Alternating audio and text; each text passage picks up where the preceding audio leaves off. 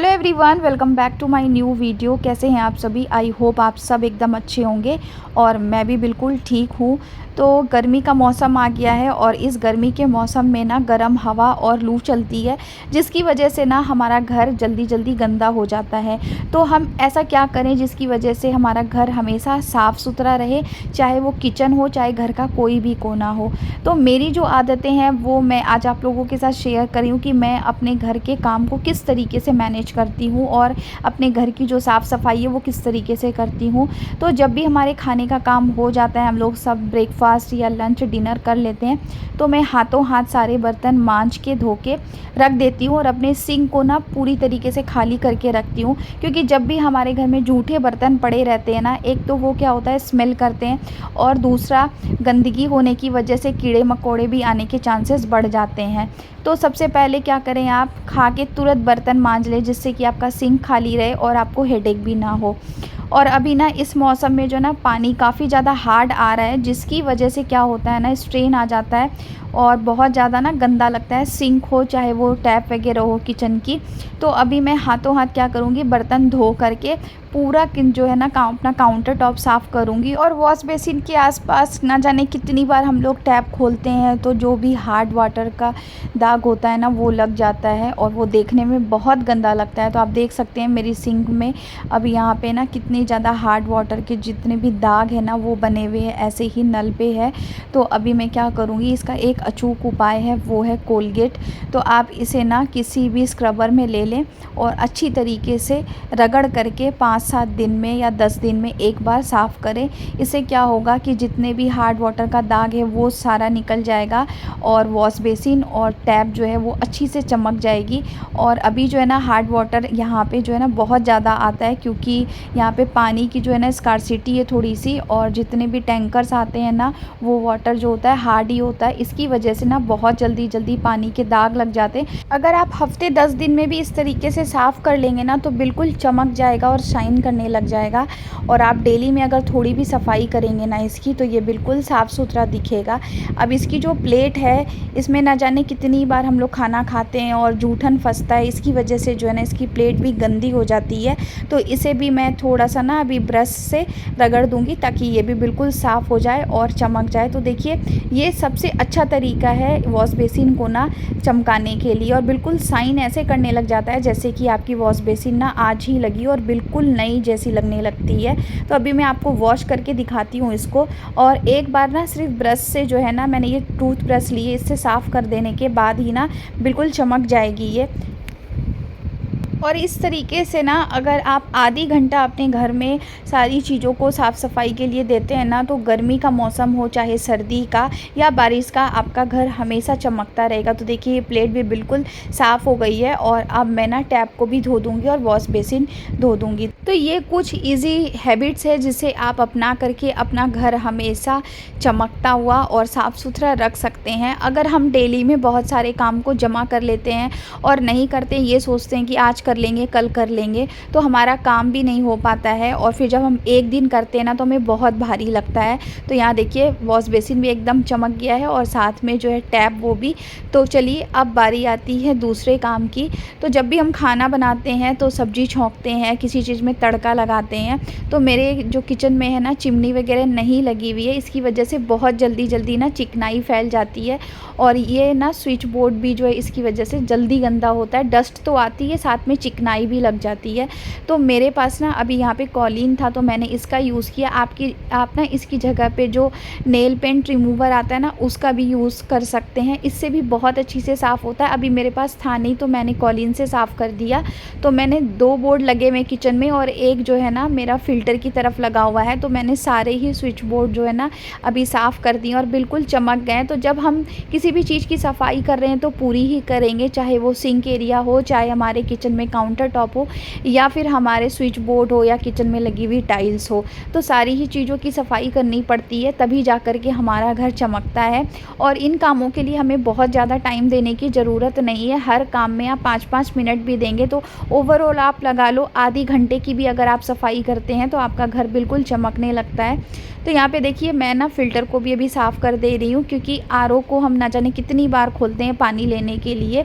तो उसमें भी गंदे संदे हाथ लग जाते हैं। कई बार होता है कि हम हाथ नहीं धो पाते हैं, आटा वगैरह लगाते रहते हैं या फिर सब्ज़ी छौंकना है, तेल वेल के छींटे वीटे भी लगते हैं। तो बस मैंने इसकी भी सफाई कर दी और ये भी बिल्कुल चमक गया है। तो अभी मेरे पास ना कोई पेपर वगैरह नहीं था, नहीं तो मैं क्या करती हूँ, उस पे पेपर लगा देती हूँ ताकि ऊपर के हिस्से में गंदगी ना हो। अगर आपके पास कुछ ऐसी चीज़ हो जिसे आप लगा सकते हैं तो आप लगा लीजिएगा, जिससे क्या होगा कि आप पेपर हटाएँगे तो फिर आपको उसके नीचे उतनी गंदगी नहीं मिलेगी। बस एक बार आप कपड़ा मारेंगे तो आपका फ़िल्टर भी जो है ना चमक जाएगा। तो अब बारी आती है गैस स्टोव साफ़ करने की। इसे तो पता नहीं हम ना जाने कितनी बार ऑन ऑफ़ करते हैं, क्योंकि पेट है तो फिर सारा काम है, तो गैस भी साफ़ करना बनता है। तो सबसे पहले मैं क्या कर रही हूँ, यहाँ पे ना थोड़ा सा डिटॉल का हैंड वॉश ली हूँ। अगर आप कोई लिक्विड जेल यूज़ करते हैं अपने किचन के लिए, जैसे विम का जो लिक्विड जेल आता है वो यूज़ करते हैं, तो आप उसका भी यूज़ कर सकते हैं। उससे सफाई करेंगे तो अच्छा चमकेगा। मेरे पास अभी हैंड वॉश था तो मैंने वही ले लिया और अच्छी से सफाई करने के बाद में नीचे से काउंटर टॉप को भी मैं पोंछ दे रही हूँ। मैं जब भी सफाई करती हूँ अपने किचन की और गैस स्टोव की, तो काउंटर टॉप को भी नीचे से ऐसे ही पोंछती हूँ, क्योंकि कितनी बार होता है चाय वाय गिर जाती है या फिर दूध उफन जाता है, तो गैस के साथ साथ प्लेटफॉर्म भी गंदा होता है, तो उसकी सफाई भी ज़रूरी है। तो उधर की सफाई हो गई। अब आ गई हूँ इस कॉर्नर पे। तो मैं कोशिश करती हूँ कि अपने किचन में जो है ना ज़रूरत की ही सारी चीज़ें काउंटर टॉप पे रखूँ, ज़्यादा किचन ना फैलाऊँ और बस उतनी ही चीज़ें लूँ ताकि जो जिसकी मुझे ना ज़रूरत होती है। तो क्या होता है ना कि जब हम काम करते रहते हैं तो हमारा हाथ जो है ना जल्दी में चलता है काम करने के लिए, और अगर ज़्यादा चीज़ें रहें तो फिर हमारा दिमाग काम करना बंद कर देता है, चीज़ें फैलने लग जाती है। तो कोशिश करें कि उतनी ही चीज़ें रखें जितने की आपको काउंटर टॉप पे ज़रूरत है। बाकी सारी चीज़ें अगर आपके पास स्टोरेज है तो आप वहाँ स्टोर करके रखें। इससे क्या होगा कि नीचे जो है सामान पड़ा रहेगा बंद जगह पे, तो गंदा भी नहीं होगा, और अगर आप खुले में रखेंगे तो फिर गंदा होगा। क्योंकि मेरा जो है ना काउंटर टॉप आप देख सकते हैं मैंने खाली खाली ही रखा है, बहुत ज़्यादा भर के नहीं रखा है। तो अब ना ये जो है ना पानी गर्म करने वाला केटल, इसकी मुझे ज़रूरत नहीं है, क्योंकि मैं ना सर्दियों के मौसम में ही गुनगुना पानी पीती हूँ और अभी मुझे इसकी ज़रूरत नहीं लग रही थी, तो मैंने इसे साफ़ करके जो है ना नीचे रख दिया है। तो आप देख सकते हैं काउंटर टॉप एकदम खाली खाली है, बस ज़रूरत की सारी चीज़ें हैं। साइड में 2 बर्नी है, चीनी चाय पत्ती के डब्बे और मेरी मसालदानी है। तो देखिए बिल्कुल सफाई हो गई है, और जब इस तरीके से किचन साफ़ करके आप निकलेंगे ना तो यकीन मानिए आपका जो है ना हेडेक जो होता है ना सर में, वो बिल्कुल भी नहीं होगा, और साफ़ सुथरा काउंटर टॉप किचन देख करके आपको भी काफ़ी सुकून मिलेगा।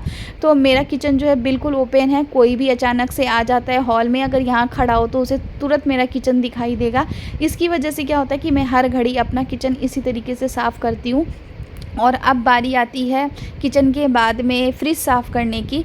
तो फ्रिज में भी धूल मिट्टी आती है, और जब गर्मी के मौसम में ना हमें ऐसा लगता है कि खिड़की दरवाज़ा खुला रखें ताकि हवा आए, क्रॉस वेंटिलेशन हो, तो इसकी वजह से भी धूल मिट्टी ज़्यादा आती है, गर्म हवा चलती है, तो फ्रिज को भी साफ़ करना बिल्कुल लाजमी है। तो बस मैं यहाँ पे ना एक हाथ कॉलिन का इस पे भी मार दूँगी ताकि फ्रिज जो है ना वो भी चमक जाए। अब आप दूर से देख सकते हैं कि किचन कितना साफ़ सुथरा लग रहा है, और जितने भी कैबिनेट्स हैं ये सारे वाइट कलर के हैं, तो मैंने उस पे भी एक हाथ मार दिया। और अब बारी आती है मेरे रूम की।